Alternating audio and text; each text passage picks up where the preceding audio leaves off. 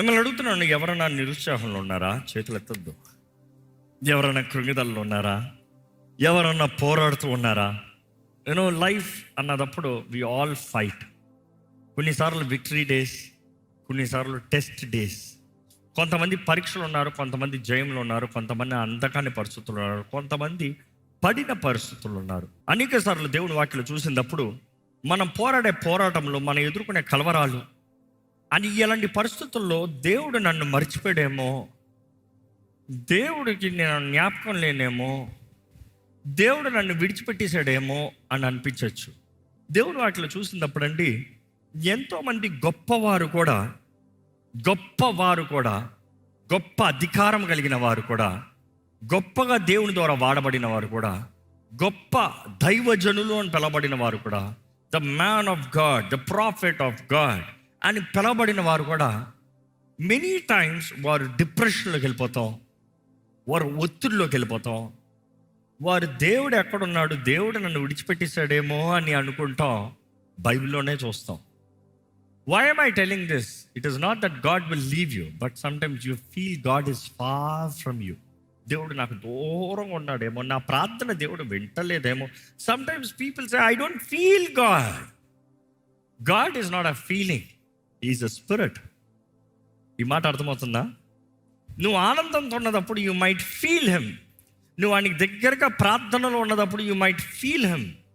But sometimes you in pain, నీ జీవితంలో పోరాటంలో, నీ జీవితంలో సమస్యల్లో నీకు ఓటమి వచ్చినప్పుడు, నువ్వు పాస్ అవుతానని ఫెయిల్ అయినప్పుడు దేవుడిని నువ్వు అనుభవించలేవు. దేవుడు ఎక్కడో దూరంగా ఉన్నాడు అనిపిస్తుంది. కొన్నిసార్లు మనుషులు నేను బాధ పెట్టినప్పుడు దేవుడు నా మాట వింటలేదేమో, దేవుడు నాకు దూరంగా ఉన్నాడేమో అనిపిస్తుంది. కానీ ఈరోజు దేవుడు మీతో మాట్లాడుతున్నాడు. నిన్ను విడువను, నిన్ను ఎడబాయను, నిత్యము నీ తోడుంటా.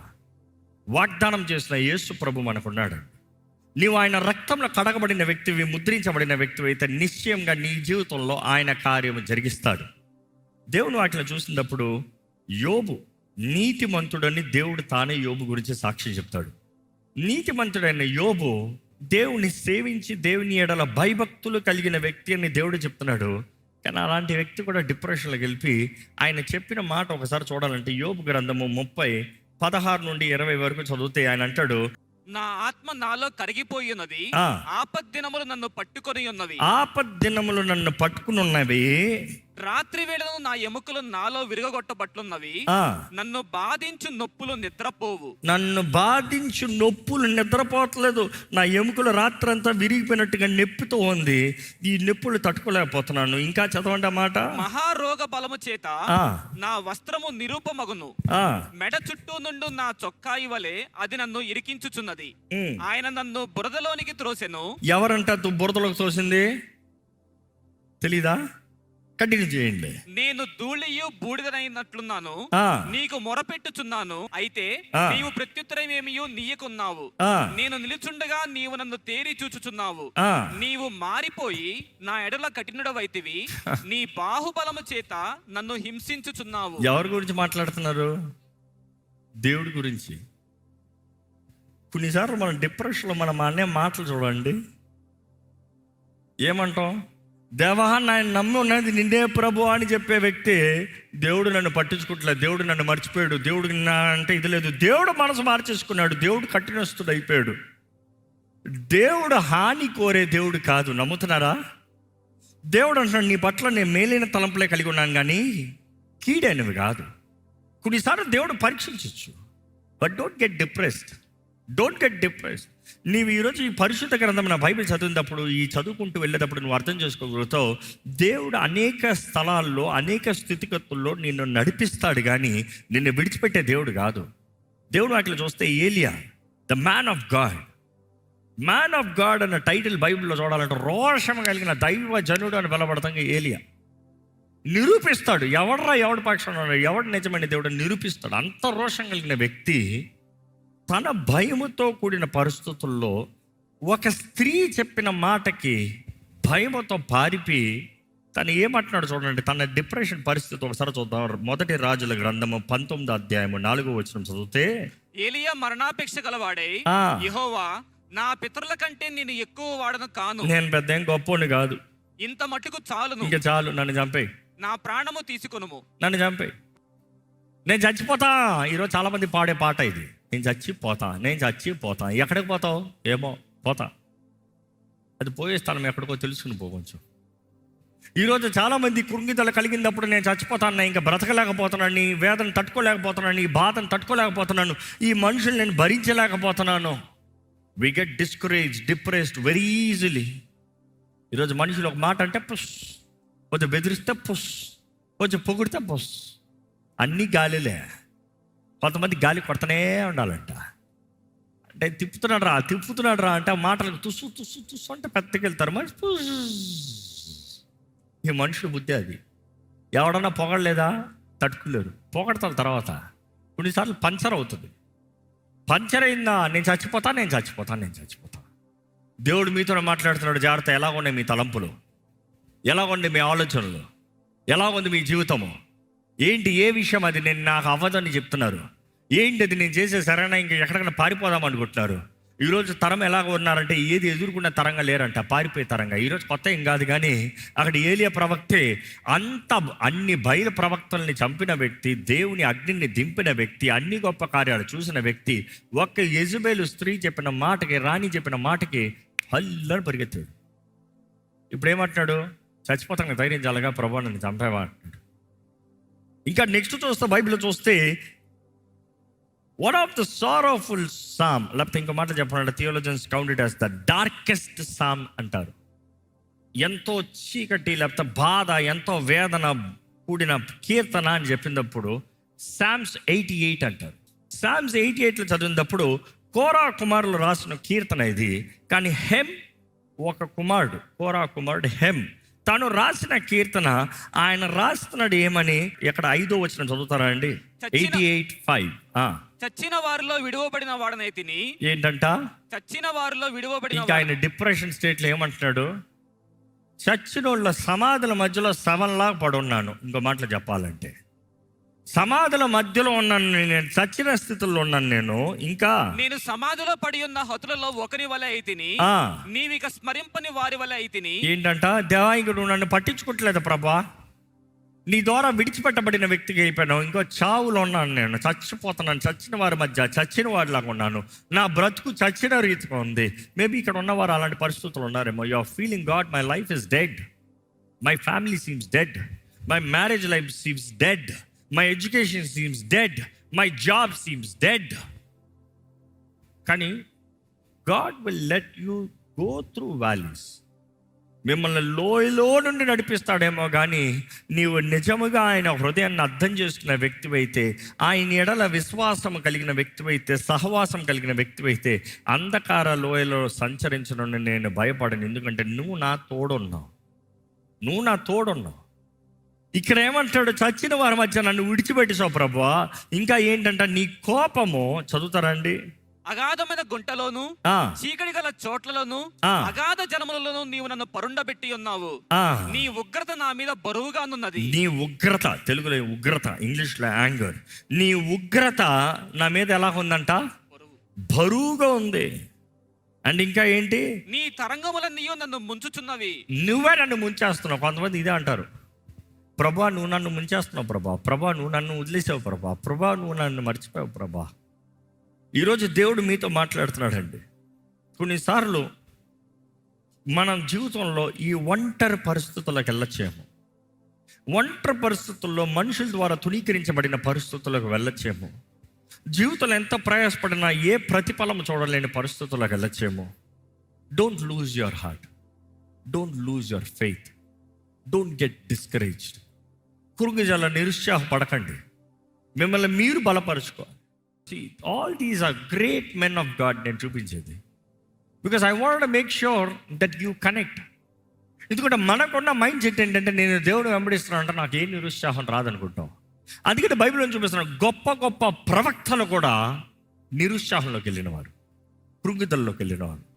ఈరోజు చాలామంది తన్ను తింటున్నారు దెయ్యం దగ్గర, సాతాను నుంచి అణిచివేయబడుతున్నారు. Because of your lonely feeling, depressed feeling. అపవాది దాడులకి అర్థం కావట్లేదు.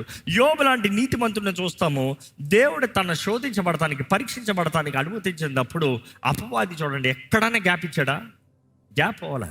ఒక నాశనం తర్వాత ఇంకో నాశనం, ఒక కీడు తర్వాత ఇంకొక కీడు, ఒక కష్టం తర్వాత ఇంకొక కష్టం, ఒక మనిషి తర్వాత ఇంకొక మనిషి, చివరికి భార్య కూడా దేవుడు దూషించి చావరాదా? ఇంకా ఎందుకు నీ ఇంటగ్రిటీ?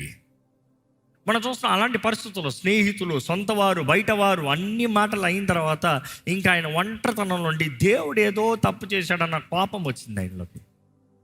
అదే మనం ఇందాక చదివాం, నేను జరిగిన ఉన్నాను, నువ్వు మనసు మార్చేస్తున్నావు ప్రభా, నువ్వు మనసు మార్చేస్తున్నావు, మనం మారే ఉన్నాను, నేను మంచిగా ఉన్నాను, నీ మూడు మారిపోయింది. దేవుడు ఏమి చెడు కీడు ఉద్దేశించే దేవుడు కాదు. పరీక్షిస్తాడు, నిశ్చయంగా పరీక్షిస్తాడు. ఈరోజు మీరు పరీక్షలో ఉన్నారా చూసుకోండి. మీ పోరాటం ఒక పరీక్ష, లేకపోతే మీ తప్పుడు కార్యాల. కొన్నిసార్లు మనం చేసిన తప్పుడు కార్యాలకి మనం అనుభవిస్తూ నేను ఒంటరిగా ఉన్నానంటావు, పశ్చాత్తాపడు, అంతే.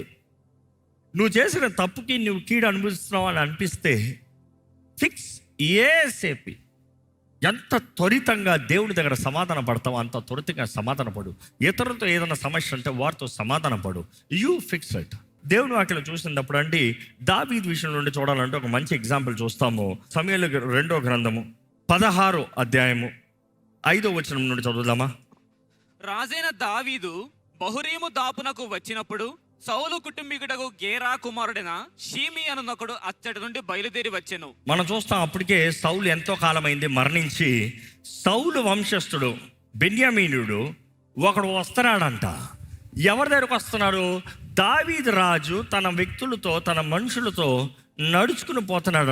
ఎందుకు నడుచుకుని పోతున్నాడు పైన కింద మీకు అర్థం అవ్వాలంటే, అప్పటికే తన సొంత కుమారుడైన అబ్షలోము తనకి విరోధంగా తిరిగాడు. తన సొంత కుమారుడైన అబ్షలోము తనకు విరోధంగా తిరిగినా కూడా దావీదు పోరాడటానికి వెళ్ళ ఎంతసేపు పట్టదో అబ్షలోముని ఇలా చంపిస్తానికి, ఇలా చంపుతానికి.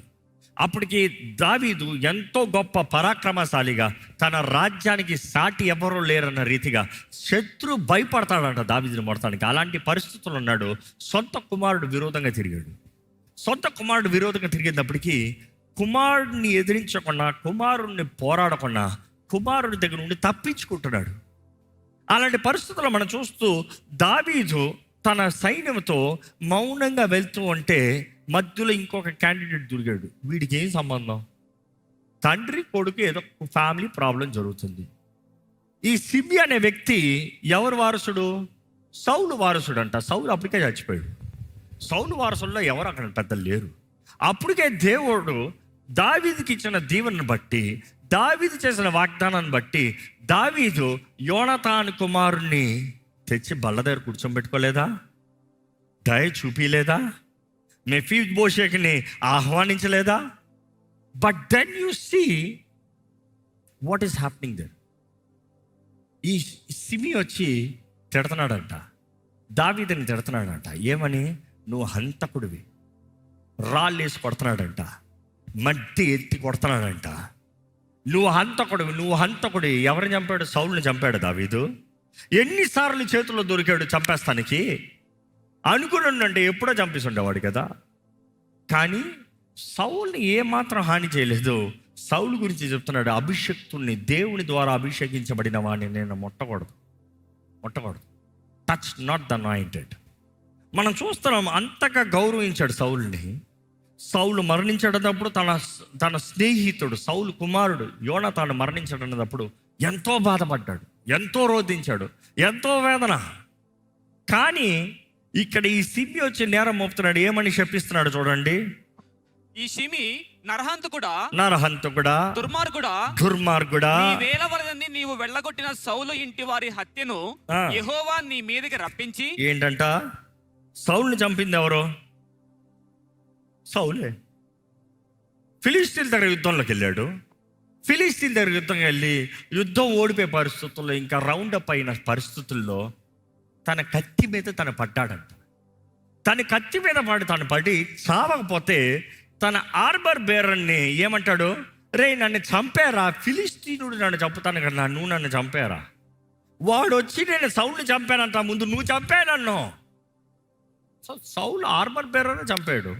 సౌలే తన కత్తి మీద పడి తెచ్చాడు. దావీదు ఎక్కడ చంపాడు?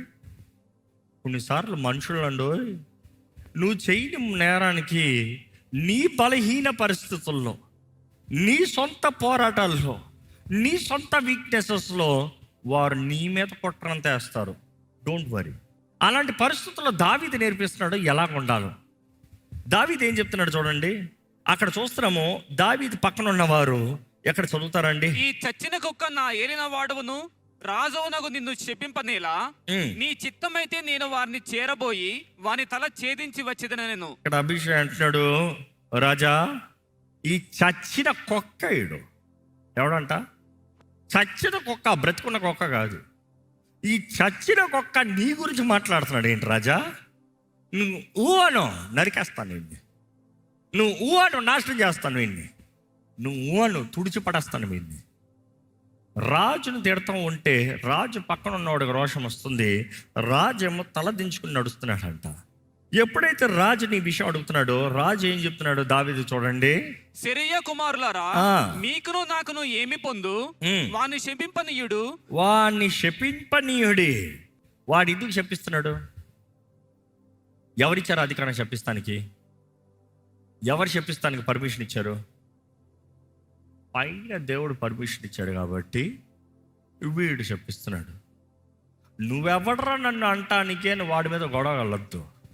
అక్కడ అడుగు, ప్రభా ఎందుకు అనుమతించావు? ఆల్రెడీ దెబ్బని బాధపడుతున్నాం ప్రభా, మరలా ఎందుకు ఇంకో దెబ్బ? ఆల్రెడీ ఒక మాటను అనుభవిస్తున్నాం, మరలా ఎందుకు ఇంకో మాట? ఆల్రెడీ ఒక పోరాటంలో నలిగిపోతున్నాను, ఎందుకు ఇంకొక మాట? నన్ను ఇంకా ఆదరిస్తావని చూస్తా, బలపరుస్తున్నావని చూస్తే బలహీనపరుస్తున్నావు ఏంటి? కొన్నిసార్లు మన జీవితంలో అన్నీ ఒకేసారి మీద పడతాయి. జీవితం అంటేనే అది. వస్తే అన్నీ ఒకేసారి ఆనందం, లేకపోతే అన్నీ ఒకేసారి బాధ కదా. How many agree with me? దేవుని వాక్యం తెలియజేయబడుతుంది, seasons of joy, seasons of sorrow. ఎందుకంటే జాయ్ టైంలో దేవుడు అంటాడు, సరే ఆనందించండి, నెక్స్ట్ సీజన్ వస్తుంది, ఇస్తాను, అన్ని కలిపి పెడతా. ఎందుకంటే అందులో ఈ బిడ్డను బలపరుస్తాను, మరలా ఆనంద పరిస్థితుల్లో కొంచెం ఎగురుకోండి. ఎందుకంటే నెక్స్ట్ సీజన్ మరలా వస్తుంది, మరలా దింపుతా. అందుకని దేవుడు ఆయనే హెచ్చిస్తాడు, ఆయనే దింపుతాడు. ఈ మాట గమనిస్తానండి, ఈయన అంటున్నాడు ప్రభు అనుమతిస్తేనే కానీ. చదువుతామా మాట? దావీదును శపింపమని యెహోవా వానికి సెలవీయగా, నీవు ఇలాగ ఎందుకు చేయుచున్నావని ఆక్షేపణ చేయగల వాడెవడని చెప్పి అభిషేక్తోనూ తన సేవకులందరితోనూ పలికినదేమనగా, నా కడుపున పుట్టిన నా కుమారుడే, నా కడుపున పుట్టిన నా కుమారుడే నా ప్రాణము తీయ చూచుచుండగా, మా ఓడే మనోడే నన్ను చంపుతామని చూస్తే ఈ బయట లెక్క. ఈరోజు చాలా మంది పాపం ఇంట్లో ఉన్న ప్రాబ్లమ్ సెటిల్ చేయరు, ఊర్లో ప్రాబ్లమ్ సెటిల్ చేద్దాం అనుకుంటారు. కొంతమంది పాపం ఆగదు సంతోషం, ఇంట్లో ఉన్న గొడవలు చాలా అంట, ఊర్లో గొడవలు కావాలంట. చాలామంది ఇంట్లో సమాధానం పడరు, ఊర్లంతా సమాధానాన్ని కోరుతారు, లేకపోతే ఊర్లంతా జస్టిఫికేషన్ కోరుతారు. First fix it inside, then let's think about outside. If inside there is integrity and value, outside nobody will dishonour. ఈ మాట అర్థమవుతుందా అండి? ఇక్కడ చూస్తే దేవుడు అనుమతించాడు, వదిలేవయ్యా అన్నదప్పుడు దావీదు తన మనుషులు మరలా అలాగనే నడుచుకుని పోతున్నాడంట. ఆ దారి మొత్తంలో షిమి ఆ కొండ పైన ఆ సైడ్ అంతా అతన్ని అపోజ్ చేసుకుంటూ, శపిస్తూ, ఆయన మీద రాళ్ళు వేస్తూ, మట్టి వేస్తూ వెళ్ళాడంట. అనుకుని చూడండి, దావీదు గ్రహించుకున్నాడు తన లోపల ఉన్న కృంగిదలకి, తన లోపల ఉన్న నిరుత్సాహానికి, తన లోపల ఉన్న బాధకి బయటి ఇంకా లెక్కల. అరే నేనే చచ్చే పరిస్థితుల్లో ఉన్నాను, నేను మాట్లాడితే ఏంటి, మాట్లాడకపోతే ఏంటి? ఎందుకంటే దేవుడు ఈ సమస్యనే నాలో ఏం తేల్చలేదు, ఇది చేస్తే ఏంటి, చేయకపోతే ఏంటి? ఇలా అలాంటి పరిస్థితుల్లో అంటే మొదటిగా అర్థం చేసుకోవాలి, దేవుడు అనేక సార్లు మనల్ని పరీక్షిస్తాడండి. ఆ పరీక్షలో మనం ఎవరి మీద ఆధారపడుతున్నామో నిరూపించాలి. ఈ మాట పరీక్ష అన్న మాట ఇప్పటికే చాలాసార్లు చెప్పాను. మిమ్మల్ని అడుగుతున్నా, మీరు ఏదైనా జీవితంలో పరీక్షలు ఉన్నారా? What is the test in your life? ఏంటి? మీ భార్యతో పరీక్ష, మీ భర్తతో పరీక్ష, మీ కుటుంబంలో పరీక్ష, మీ వ్యక్తిగత జీవితంలో పరీక్ష ఏంటి? ప్రతి ఒక్కరు పరీక్షలు ఉన్నారు, పరీక్షలు లేని వారు ఎవరు లేరు. What is your test? మీ పరీక్షలో మీరు ఎవరి మీద ఆధారపడుతున్నారు? ఎక్కడ నిజంగా మీరు ఏ పరిస్థితుల్లో ఉన్నా, ఏ పోరాటంలో ఉన్నా, ఏ స్థితిగతులైనా నేను దేవుని స్తుతిస్తాను, ఆయన ఏమై ఉన్నాడో నేను నమ్ముతున్నాను అన్నారు. మీరున్న స్థలంలో లేచి నిలబడి ప్రభుని స్తుతించండి. మీరున్న స్థలంలో లేచి నిలబడి ప్రైజ్ దేవా నిన్ను నమ్ముతున్నానయ్యా, నీవు నమ్మదగిన దేవుడివి, నీవు కార్యము జరిగించే దేవుడివి, నువ్వు మాట ఇచ్చి నెరవేర్చే దేవుడివి. నీకు అసాధ్యమైంది ఏది లేదు ప్రభువా. నువ్వు ఊరక ఉండే దేవుడు కాదు, నన్ను కాపాడే దేవుడు నువ్వు మౌనంగా ఉండే దేవుడు కాదు, నువ్వు వాగ్దానం ఇచ్చిన దేవుడు మౌనంగా ఉండే దేవుడు కాదు. ఈరోజు జ్ఞాపకం చేసుకోండి, అపవాది నిన్ను దాడి చేస్తున్నాడేమో దేవుని వాక్యం తెలియజేస్తుంది. యాకోబు పత్రికలో తెలియజేయబడుతుంది, submit unto God, resist the devil. దేవునికి సమర్పించుకో, అపవాదిని ఎదిరించు. ఈరోజు నువ్వు అపవాదిని ఎదిరిస్తావు, నువ్వు దేవుని స్తుతిస్తావు. నువ్వు దేవుని స్తుతిస్తావు, వాడు తట్టుకోలేడు. ఎలాంటి పరిస్థితులు ఎలా స్తుతిస్తాడు, ఎలాంటి పరిస్థితులు ఎలా పోరాడతాడు, ఎలాంటి స్థితిగతులు ఎలా జరుగుతుంది. ఎందుకంటే ఆయన నమ్మదగిన దేవుడు అనేది నువ్వు నమ్ముతున్నావు అనేది నీ స్తుతి ద్వారా తెలియజేయబడుతుంది. ఎస్, బైబిల్ క్లియర్లీ సిగ్నిఫైస్, నీ స్తుతి నీ స్థితిని మారుస్తుంది. నీ స్తుతి నీ స్థితిని మారుస్తుంది. Praise God. దేవుని స్తుతించు, దేవుని మహిమపరచు, దేవుని గణపరచు. ఈరోజు నేను అంటే నీ కృప వలనేనయ్యా. ఈరోజు నేను బ్రతుకున్నానంటే నీ కృప బట్టేనయ్యా. ఈరోజు నాకన్నా ఏదైనా ఉందంటే నీ కృపను బట్టేనయ్యా. లేని దాని గురించి బాధపడ్డాను, నన్ను క్షమించు.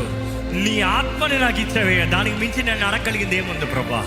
నీ ఆత్మ తోడు నాకు ఇచ్చావే, what's more I can ask for. ఇంకా దానికి మించి నేను అడగలిగింది ఏది లేదు, నేను కోరగలిగింది ఏది లేదు, నేను ఆశపడగలిగింది ఏది లేదు. నీ ఆత్మ చాలు. పరిశుద్ధాత్మ దేవా, నువ్వు నాలో ఉండయ్యా, నువ్వు నాలో కార్యము చేయ్యా. నాకు ధైర్యం దయచేయ్యా, నాకు శక్తి దయచేయ్యా. అలిసిన నా జీవితాన్ని ఓదార్చి ప్రభా, బలపరిచేయ్యా, లేవనెత్తు ప్రభా, తోడుని నడిపించేయ్యా. నీ కృపే కావాలయ్యా, నీ ప్రేమే కావాలి ప్రభా. ఈ లోక ప్రేమల వ్యర్థమే, ఈ లోక ప్రేమలన్నీ తాత్కాలికమే, ఈ లోక ప్రేమలు అంతంత వరకేనయ్యా. కానీ శాశ్వతమైన నీ ప్రేమ, శాశ్వతమైన నీ ప్రేమ, తల్లి అయినా మరిచినేమో కానీ నేను నిన్ను మరువనని చెప్పిన ప్రభా, నీ ప్రేమ నాకు కావాలయ్యా. నీ ప్రేమ నన్ను అనుభవించను ప్రభా. నన్ను క్షమించయ్యా, నా ఎమోషన్స్ని బట్టి, నా భావ ఉద్రేకాలు బట్టి అయ్యా నీ ప్రేమని గ్రహించలేకపోయానేమో కానీ ఇదిగో ప్రభా, నమ్ముతున్నాను నువ్వు నన్ను ప్రేమిస్తున్నావు. నువ్వు ఈ రోజుకి నన్ను ప్రేమిస్తున్నావు. నీవు నా కొరకు నీ ప్రాణాన్ని పెట్టావు, నీ రక్తాన్ని నా కొరకు చిందించావు. నా కొరకు బలియాగమైన యేసయ్యా నీకు వందనములు. నీ ప్రియకుమారుని బలిగా ఇచ్చిన తండ్రి నీకు వందనములు. నీకు స్తోత్రములయ్యా. Thank you, thank you. నా క్రయధనమును చెల్లించిన ప్రభువా నీకు వందనములయ్యా. నా రక్షణ కార్యాన్ని జరిగించిన ప్రభువా నీకు వందనములయ్యా. నా కొరకు ఆలోచనకర్తగా ఉన్న దేవా నీకు వందనములయ్యా. బలవంతుడైన దేవా నీకు వందనములయ్యా. యోగ్యుడైన యేసు ప్రభువా నీకు వందనములు. యోగ్యుడైన క్రీస్తుకే వందనములు, వందనములు, వందనములు. నోరు తెరిచి వందనములు చెప్పండి బిగ్గరగా. నీ స్థుతిని మారుస్తుంది కదా. స్తుతించు, స్తుతించు, బిగ్గరగా స్తుతించండి, బిగ్గరగా స్తుతించండి. మా తోడుండయ్యా, మాలో ఉండయ్యా, మమ్మల్ని బలపరిచేయ్యా, మమ్మల్ని లేవనెత్తయ్యా. మాకు శక్తిని దయచేయ్యా, మాకు జీవము దయచేయ్యా. పునరుద్ధానపు శక్తిని మాలో ఉంచు ప్రభువా. ఇక్కడ ఎవరు పిరికి వారికి ఉండకూడదు, ఇక్కడ ఎవరు చేతకాని వారికి ఉండకూడదు. ఇక్కడ ఏ ఒక్క జీవితం ఓటమి జీవితం ఉండకూడదు. ఇక్కడ ఏ ఒక్క జీవితంలో శాపకృతమైన జీవితం ఉండకూడదయ్యా. చెప్పే శాపాలు మా మీద పని చేయవు ప్రభా. దేవా, నువ్వు మమ్మల్ని ఆశీర్వదిస్తే ఏ శాపం మా పైన పనిచేస్తుంది ప్రభా. దేవా, నువ్వు మా పక్షాన్ని ఉంటే నీ నిబంధన మా తోడుంచుతుంది. దేవా, మాకు ఏ భయం లేదయ్యా. దేవా, నువ్వు మాట ఇచ్చి నెరవేర్చే దేవుడు. నీవు నీ వాక్కు నీవేమై ఉన్నావో దాన్ని బట్టి నెరవేర్చే దేవుడు అయ్యా. నువ్వు ఎంతైనా నమ్మదగిన దేవుడు అయ్యా. నువ్వు ఎంతైనా చాలిన దేవుడు అయ్యా. ఒక దినము మాకు అవమానము అనుమతిస్తావేమో కానీ తప్పకుండా అదే విషయంలో మాకు జయాన్ని, గౌరవాన్ని ఇచ్చే దేవుడు అయ్యా. నిన్ను నమ్మిన ఇక్కడ ఎవరి జీవితం వ్యర్థంగా పోకూడదు. నిన్ను నమ్మిన ఏ ఒక్క జీవితం అవమానంగా పోకూడదు. నిన్ను నమ్మిన ఏ కుటుంబమో దేవా దిక్కుమాలిన పరిస్థితుల్లోకి వెళ్ళకూడదు ప్రభా. నీ కార్యములు, నీ సహాయం, నీ శక్తి, నీ మహిమ మేము రుచి చూడాలి ప్రభా. ఇక్కడ ఏ జీవితాన్నైనా, ఏ మనసునైనా, ఏ కుటుంబానైనాను ఎటువంటి అపవాది దాడులు జరుగుతున్నాను, ఇదిగో ప్రభా నీ వాక్యం సెలవిస్తున్న రీతిగా మేము చేయగలిగినంత ఒకటే మేము నీకు సమర్పించుకుంటున్నాం. నీ భక్తులు చేసిన రీతిగా నిన్ను స్తుతిస్తాము, ఆరాధిస్తాము, కొనియాడతాము. కానీ అదే సమయంలో అపవాదిని ఎదిరించమని నీ వాక్యం తెలియజేస్తుంది. ఇదిగోనయ్యా, నీ వాక్కు సెలవిస్తున్న రీతిగానే the lord rebukes you Satan. ఇదిగో నీవు మా పక్షాన ఉన్నావు ప్రభువా. అపవాదిని నువ్వు గద్దిస్తున్నావు. ఈ మాటే ప్రకటిస్తున్నామయ్యా. ఎక్కడ మీ జీవితంలో, దయచేసి ఇక్కడ ఉన్నవారు మీ జీవితంలో మీరు దేవుడికి సమర్పించిన వారైతే ధైర్యంగా ఈ మాట చెప్పండి. ప్రభు సాతానా నిన్ను గద్దిస్తున్నాడు, ప్రభు నిన్ను గద్దిస్తున్నాడు, ప్రభు నిన్ను గద్దిస్తున్నాడు సాతానా. దేవుడు మన పక్షాన ఉంటే మన పైన నూతన అభిషేకాన్ని ఇచ్చే దేవుడు. ప్రతి దినము నూతన అభిషేకము, ప్రతి దినము నూతన అభిషేకము. అడగండి, ప్రభా నన్ను మరొక్కసారి అభిషేకించాయ, మరొక్కసారి నా జీవితాన్ని అభిషేకించాయ, మరొక్కసారి నా కుటుంబాన్ని అభిషేకించాయ, నా మనసును నూతన పరిచయ్యా, నా హృదయాన్ని నిమ్మలపరచు ప్రభా. నా జీవితంలో జయము దయచేయి, దృష్టి దయచేయి, సరిగా చూడగలిగిన జీవితము నాకు దయచేయి, పరిశుద్ధంగా బ్రతకగలిగిన జీవితము నాకు దయచేయి, నీ వాక్యముకు తగినట్టుగా జీవితము నాకు దయచేయి. నా విధేయతలను క్షమించు, నా లోపములను క్షమించు, నా చేతకాని పరిస్థితులను క్షమించు, నేను చేసిన తప్పుల్ని పొరపాటుల్ని క్షమించు ప్రభా. అడగండి, దేవుణ్ణి అడగండి, యథార్థంగా అడగండి. ఇదిగోనయ్యా, తగ్గించుకుంటున్నామయ్యా నీ ముందు, నీ సహాయాన్ని వేడుకుంటాం ప్రభా. నీవేమా దిక్కని, నీవేమా శరణమని, నువ్వు తప్ప మాకు ఇంకెవ్వరు లేరు అని తెలియజేస్తున్నామయ్యా. మా తోడుండయ్యా, లేవనెత్తయ్యా. భయపరచు కార్యాలు నీ ప్రజల జీవితంలో ఉండడానికి లేదు. భయపెట్టే ఆత్మలు, భయపెట్టే కార్యాలు, భయపెట్టే వ్యక్తుల్ని ఇప్పుడే నజరేయుడైన యేసు నామములో ఎదిరిస్తున్నామని ప్రకటిస్తున్నాము. సమాధానము మా హృదయంలో ఇప్పుడే నజరేయుడైన యేసు నామములో కలుగునుగాక అని ప్రకటిస్తున్నాము. ఇదిగోనయ్యా, ప్రతి భారము ఇదిగోనయ్యా, ప్రతి కలవరపరిచే ఆత్మలు ఇప్పుడే నీ బిడ్డల్ని విడిచిపోవాలని ప్రకటిస్తున్నాము. ప్రతి హృదయంలో తేలిక, ఆనందము, సంతోషము నజరేయుడైన యేసు నామములో కలుగునుగాక. మమ్మల్ని బలపరచు, మమ్మల్ని లేవనెత్తు. మాతో ఉండే దేవుడు అయ్యా నువ్వు. ఈరోజు మమ్మల్ని విడిచిపెట్టండి దేవుడు. మేము ఎక్కడ వెళ్ళినా మాతో ఉండే దేవుడు. నేను బాధ పెట్టిన కార్యాలు ఉంటే క్షమించి మాతో మాట్లాడయ్యా, మాకు తెలియజేయ ప్రభా. మాతో మాట్లాడయ్యా, ఇక్కడ ఉన్న మా అందరితో మాట్లాడయ్యా. మా అందరి జీవితంలో ధైర్యం దయచేయి, మా అందరి జీవితంలో దృష్టి దయచేయి. వాళ్ళని కలవరపరిచి, కలవరం దూరపరిచి, నీ బిడ్డలు నీ మీద ఆధారపడేవారు, నీ మీద ఆధారపడేవారు నిన్ను స్తుతించువారుగా, నిన్ను గణపరచువారుగా. ఎలాగైతే భక్తుడైన దావీదు ప్రకటించాడో అటువంటి కార్యాలు మా జీవితంలో రుచి చూసినట్లుగా నీవే సహాయాన్నిచ్చి నడిపించమని వేడుకుంటూ, విత్తిన వాక్యాన్ని ముద్రించి ఫలింపు చేయమని, చేయబడిన ప్రార్థనలకి ప్రతిఫలాన్ని అనుగ్రహించమని నజరేయుడైన యేసు నామములో అడిగి వేడుచున్నాం తండ్రి, ఆమేన్, ఆమేన్. దైవం నీవయ్యా.